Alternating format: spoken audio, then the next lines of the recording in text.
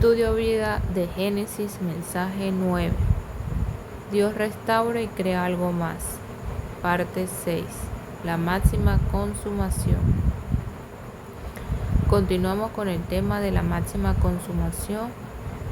Como vimos en el mensaje anterior, el primer punto de esta consumación era Dios expresado y representado. Este era el punto culminante. Basándonos en ese punto, consideraremos varios puntos adicionales. 2. Dios bendijo al hombre para que fructificara. Dios bendijo al hombre para que éste fructificara, se multiplicara, llenara la tierra y la conquistara. Génesis 1:28. Esto no es algo insignificante. Antes de tener a un hombre que lo expresara y lo representara, Dios no tenía ninguna posibilidad de derramar su plena bendición.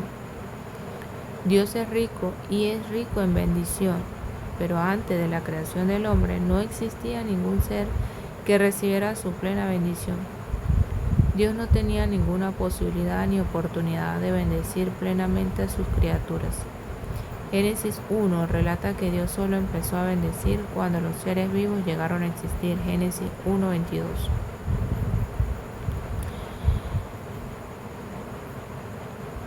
No obstante, la vida humana está en el nivel en el que puede recibir plenamente la bendición de Dios.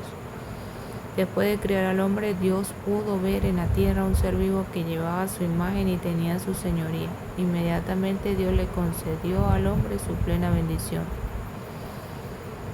Bendición es una buena palabra. Muchos hablan de la bendición de Dios. A menudo hemos orado: oh Señor, bendícenos. Pero si deseamos recibir la bendición de Dios, debemos satisfacer los requisitos. Una vez más, los requisitos son llevar la imagen de Dios y tener su señorío. Si en la casa de usted se expresa la imagen de Dios y su señorío, puede estar seguro de que allí también estará la bendición de Dios. La bendición de Dios siempre viene con su imagen y su señorío. En otras palabras, la bendición de Dios siempre va a donde se encuentren su expresión y su representación. La bendición de Dios está siempre con el sacerdocio y con el reinado. Vemos esto en el caso de Melquisedec. Él era rey de Salem y sacerdote del Dios Altísimo y bendijo a Abraham. Génesis 14, del 17 al 19. La bendición siempre va acompañada del sacerdocio y el reinado. Si la iglesia busca la bendición de Dios, debe tener el sacerdocio y el reinado. ¿Qué significan el sacerdocio y el reinado? Significan simplemente la imagen de Dios y su señorío. El sacerdocio expresa la imagen de Dios y el reinado manifiesta su señorío.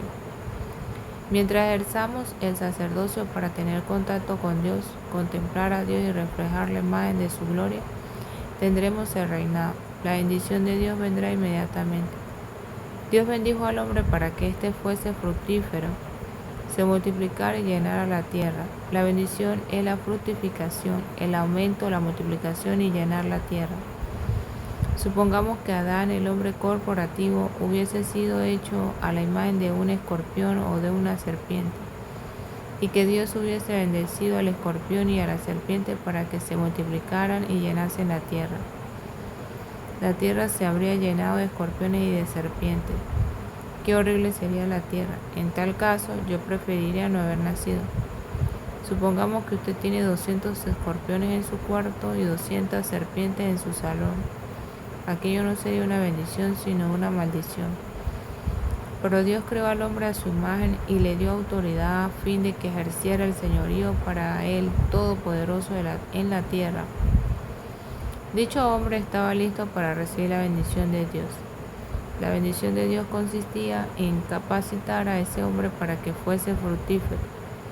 Uno se multiplicaría en 10, 10 en 100, 100 en 1000, 1000 en 100 en 100.000, 100.000 en 1.000.000, 1.000.000 en 1.000.000.000, hasta que toda la tierra se llenase de rostros hermosos que expresaran y representaran a Dios.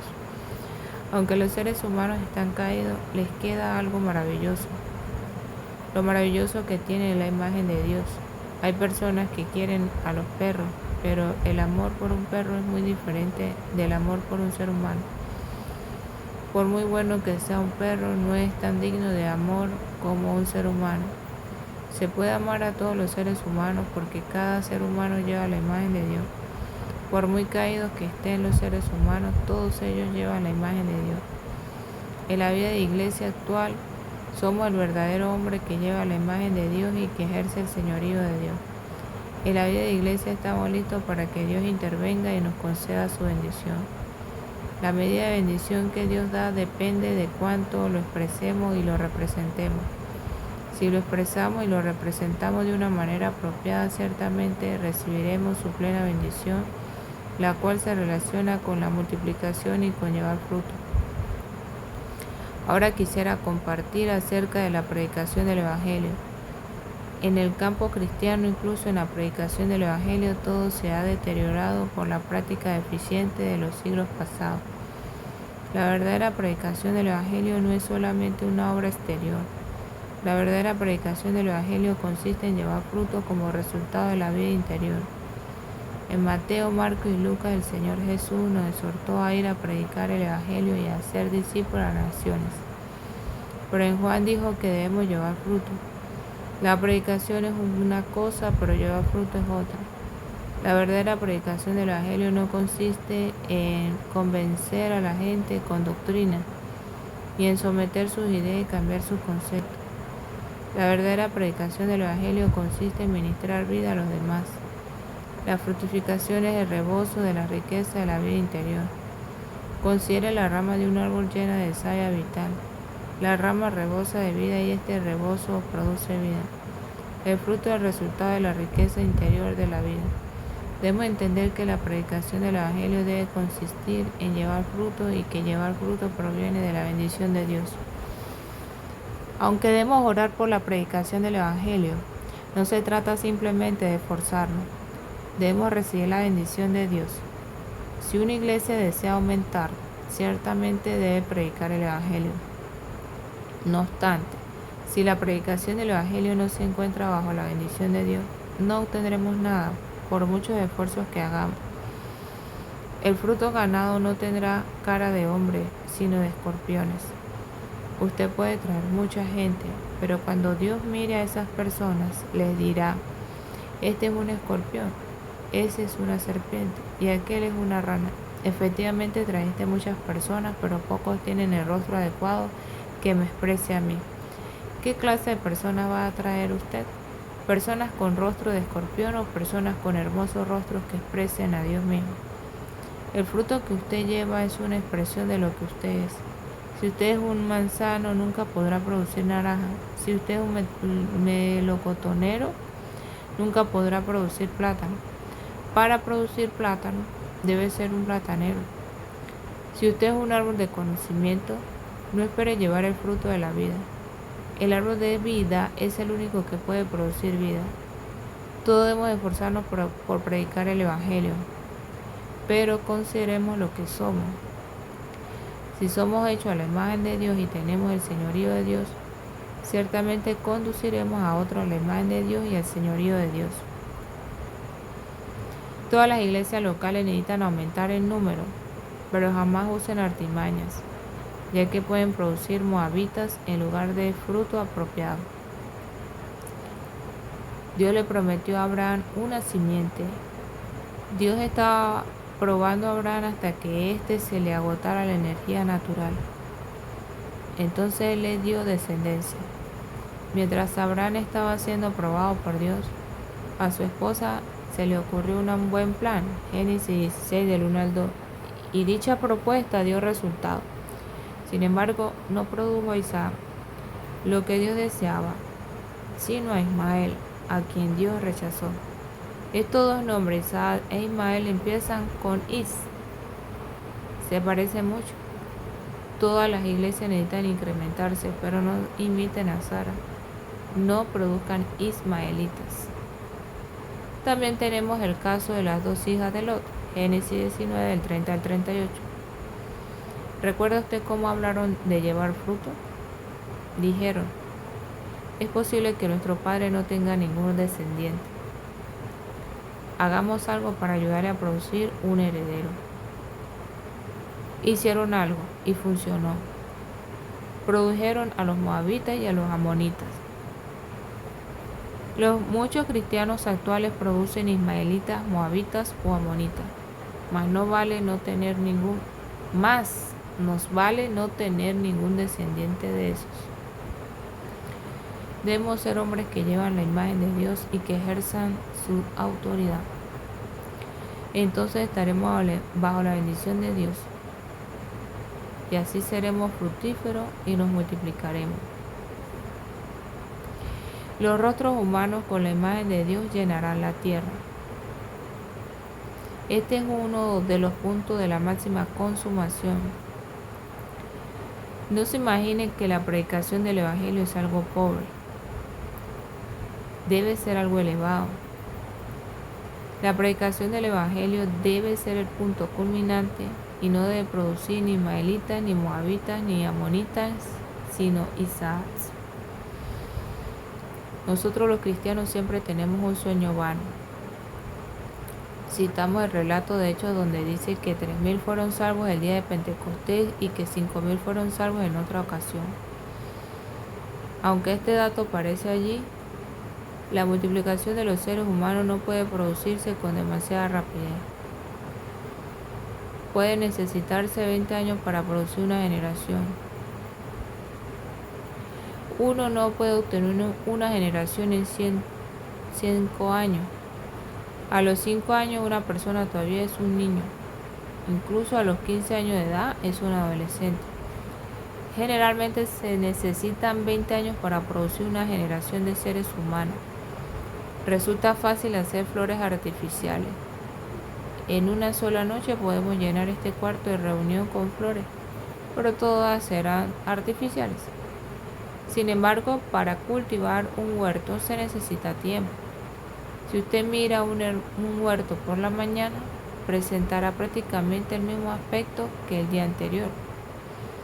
Pasará lo mismo el día siguiente y cada día se parecerá al día anterior.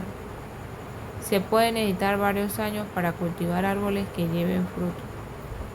Pero, aleluya, una vez que crecen, se multiplican.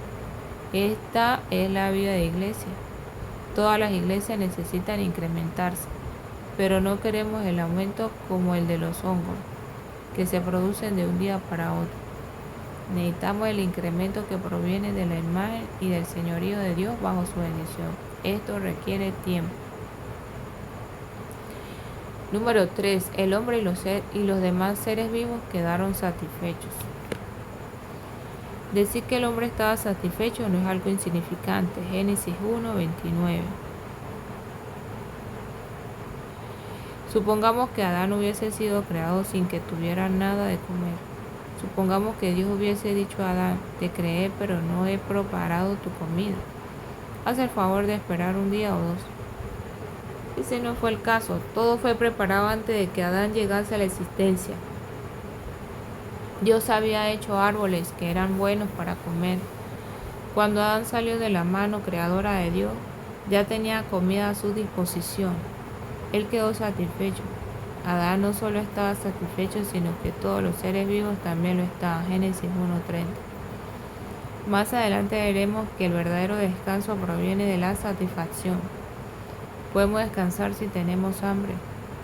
Mientras tengamos hambre nunca podremos descansar. El descanso depende de la satisfacción. Aleluya, el hombre comió y estaba satisfecho. 4. Todo era muy bueno. Génesis 1:31 dice que Dios miró todo lo que él había hecho y vio que era bueno en gran manera. Antes del sexto día, Dios no dijo bueno en gran manera, solamente dijo bueno. ¿Por qué dijo Dios bueno en gran manera en el sexto día? Porque Adán fue creado a la imagen de Dios y había recibido el señorío de Dios. Nadie murmuraba y nadie tenía hambre. Dios podía decir bueno en gran manera. Esa fue la cumbre. Después de que Dios dijera eso, vino el séptimo día, el día de descanso. 5. Dios descansó, Dios estaba satisfecho. Dios descansó porque estaba satisfecho. Génesis 2 del 1 al 3. Este fue el último aspecto de la máxima consumación. Dios descansó y quedó satisfecho. A. El motivo del descanso. Dios descansó porque su gloria se manifestó debido a que el hombre llevaba su imagen y a que su autoridad estaba a punto de ser ejercida. Satanás, el enemigo de Dios, iba a ser aniquilado por Dios. Mientras el hombre exprese la imagen de Dios y venza al enemigo de Dios, Dios puede reposar. Lo importante no era el hecho de que Dios hubiese terminado su obra, sino que su obra era un hombre que llevaba la imagen de Dios y que subyugaba al enemigo de Dios. Por estos dos hechos Dios descansó. B. La miniatura del descanso, el reposo de la creación. El descanso que hubo después de la creación fue un pequeño descanso, un descanso en miniatura. En este reposo el hombre tenía la imagen de Dios y podía ejercer el señorío de Dios. Estos dos factores fueron la causa del descanso, pero un descanso en una escala muy pequeña. C. Los tipos de reposo. Todo lo mencionado en Génesis 1 y 2 es una semilla. En los mensajes anteriores vimos que la luz, la imagen y el señorío son semillas. El descanso también es una semilla, la cual necesita toda la Biblia para crecer y desarrollarse. La semilla del descanso es sembrada en Génesis y la cosecha de esta semilla se halla en Apocalipsis. En Apocalipsis vemos la consumación del reposo. La Biblia presenta algunos tipos de descanso. El sábado del Antiguo Testamento tipifica el descanso, Éxodo 20 del 8 al 11. El hombre era un testimonio y una expresión de Dios. El hombre también estaba sometido a la autoridad de Dios. La autoridad de Dios se ejercía sobre el pueblo que guardaba el sábado. Por tanto, era una especie de descanso. El día del Señor en el Nuevo Testamento también constituye un tipo de descanso. Apocalipsis 1:10, Hechos 27, 1 Corintios 16. El día del Señor tipifica el descanso venidero. La iglesia, constituida de los santos, libera la vida del Señor y expresa a Dios mismo. Este es el descanso que tenemos ahora. Mientras Dios puede ser expresado, hay descanso. La iglesia, compuesta de los santos, ejerce la autoridad del Señor, la cual vence a su enemigo. Si liberamos la vida del Señor y ejercemos su señorío, tenemos descanso desde ahora. Por el contrario, si discutimos y luchamos no tendremos ningún descanso porque no estaremos liberando la vida del Señor. Si no ejercemos autoridad sobre el enemigo no tendremos ningún descanso. D. El anticipo del descanso. El reposo que experimentamos ahora es un anticipo del descanso porque el reposo pleno todavía no ha llegado. 1. En los santos. En los santos la vida de Dios fluye y Dios mismo es manifestado. En tanto que la vida de Dios fluya y Dios mismo sea manifestado, habrá descanso. Este es un anticipo del descanso venidero. Usted puede experimentar este reposo aun cuando esté en su trabajo. Cuando usted permite que la vida de Dios fluya y cuando deja que Dios sea expresado, tiene el sentido del descanso. No obstante, si usted se ha apartado del fluir de la vida de Dios, no tendrá paz en su interior. Usted no tendrá ningún descanso. Cuanto más discuta con su esposa, más problemas gástricos tendrá. Incluso puede producirse una úlcera, lo cual indica que no hay ni vida ni descanso. Por el contrario, si libera la vida de Dios cada vez que su esposa le cause disgusto, tendrá un anticipo del descanso. En los santos se ejerce la autoridad de Dios y el enemigo de Dios es vencido. Cuando su esposa lo molesta, no ejerza su autoridad como cabeza. No le diga, ¿no sabes que yo soy la cabeza? Si dice eso, perderá su rostro humano y expresará el rostro de una serpiente. Se convertirá en un escorpión. Cuando su esposa lo moleste, acuda al Señor como sacerdote. Deje que la vida fluya y se libere. La autoridad y el señorío estarán allí. El enemigo será sometido y tanto usted como su esposa tendrán su descanso. Todos hemos experimentado eso. 2. En la iglesia como cuerpo.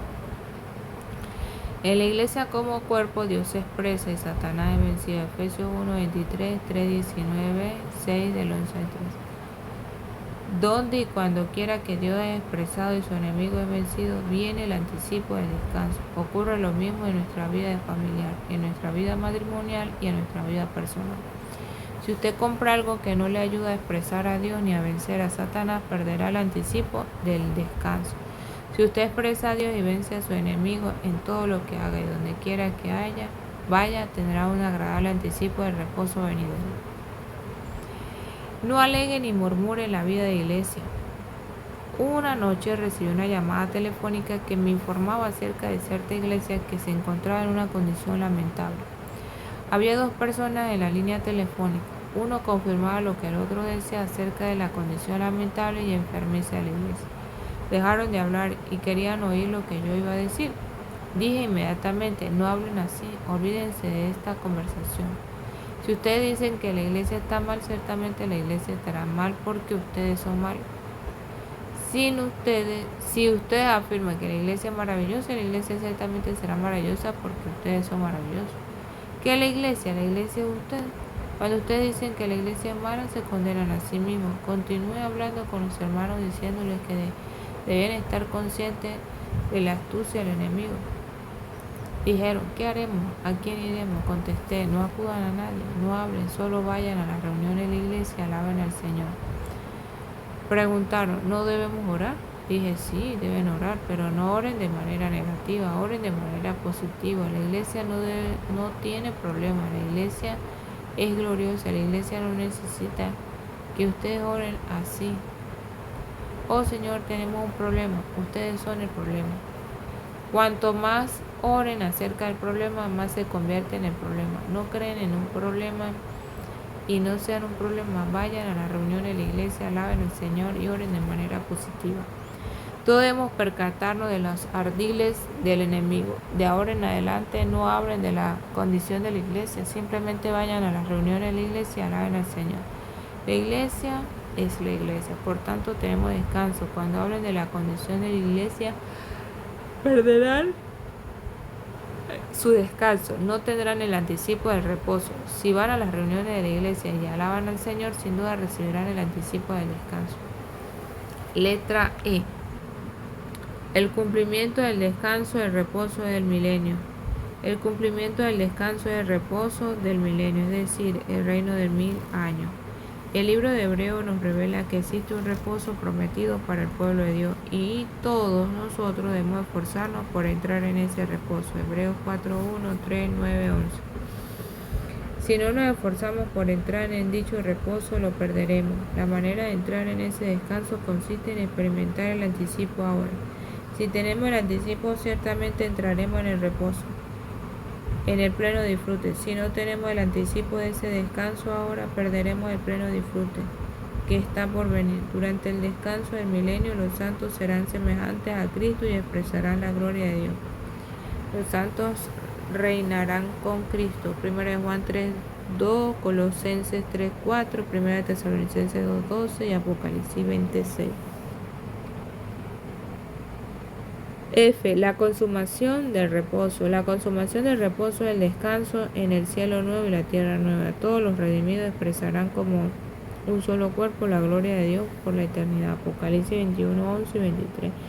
Del mismo modo, todos los redimidos reinarán como un solo cuerpo para Dios por la eternidad. Apocalipsis 22:5b. Eso será la consumación del descanso. En Génesis 2, el descanso era solamente tipología. La consumación se tendrá en la Nueva Jerusalén. Todos quedarán satisfechos. Todos tendrán descanso porque Dios mismo estará satisfecho y Dios mismo hallará descanso allí. Hoy en día la vida de iglesia constituye una miniatura de la Nueva Jerusalén. La vida de iglesia es un anticipo del pleno disfrute. El descanso final incluye principalmente dos cosas: la expresión de la imagen de Dios y el ejercicio de la autoridad de Dios. El hombre después descansó con Dios. Si usted lee Génesis 1 detenidamente, verá que después de crear Dios al hombre, no le pidió que hiciera nada. Dios habló simplemente de la comida del hombre. Génesis 1:29. 1. El séptimo día de Dios fue el primer día del hombre.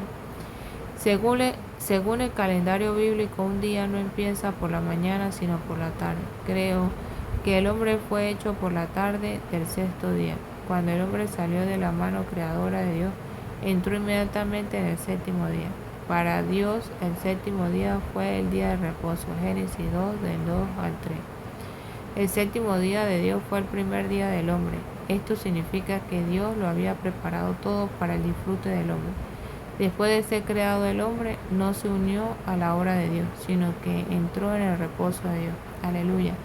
No se imagine que usted debe hacer algo. Dios no necesita que usted haga algo. Dios posee muchísimas riquezas y desea que usted se acerque y disfrute de ellas.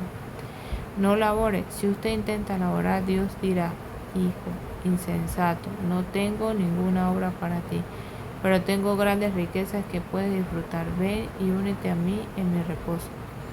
Mi día de sábado es tu primer día. He trabajado durante 6 días. Ahora ven y únete a mí en el descanso como tu primer día.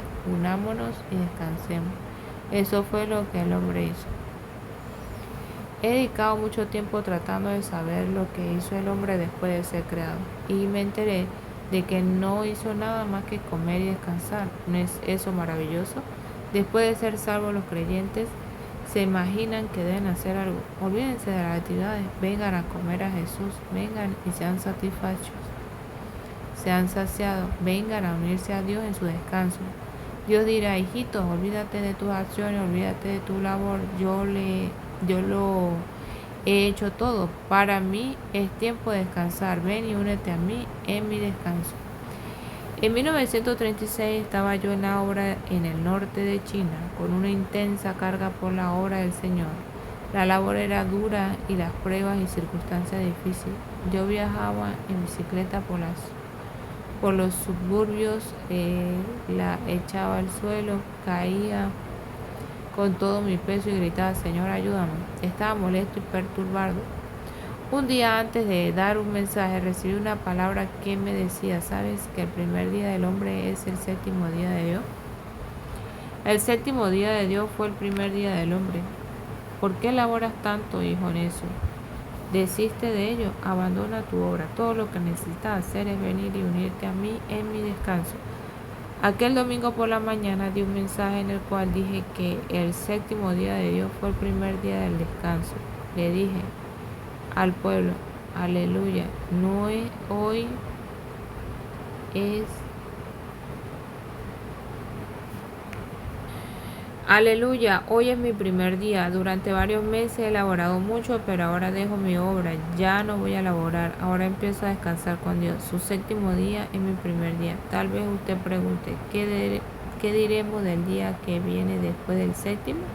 Fue el primer día de la semana, el día del Señor, un nuevo descanso y un nuevo sábado. Alabado sea el Señor. El sábado fue hecho para el hombre. Los fariseos obligaban a todo hombre a dedicarse por entero al sábado. El Señor los condenó y les dijo que estaban totalmente equivocados. Dijo que el sábado fue hecho para el hombre y no el hombre para el sábado. Marcos 2:27. Aleluya. El destino del hombre no es la labor, sino el sábado.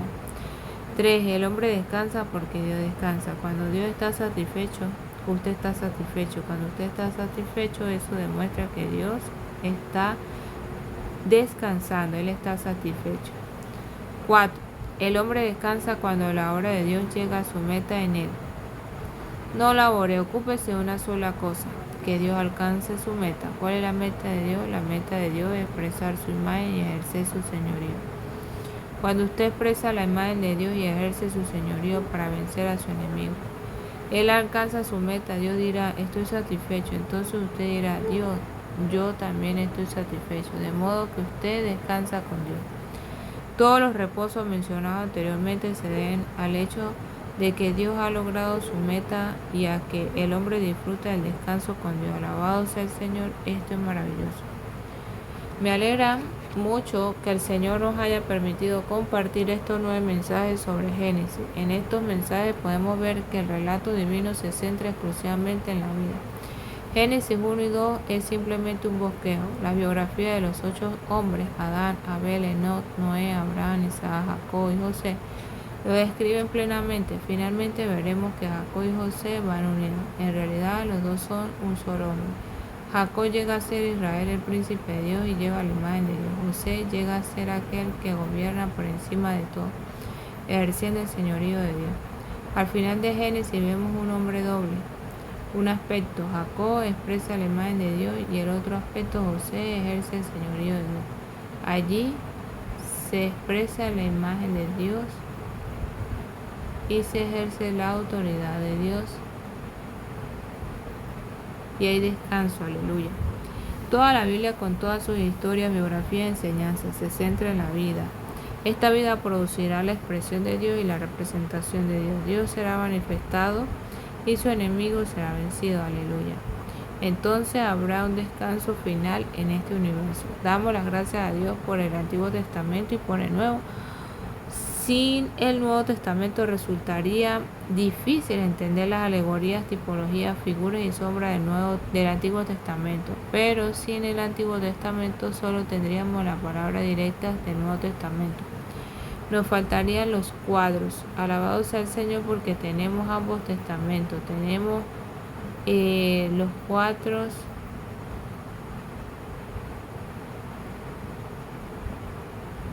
Dios y nosotros descansaremos con plena bendición bajo su bendición con su imagen y señoría.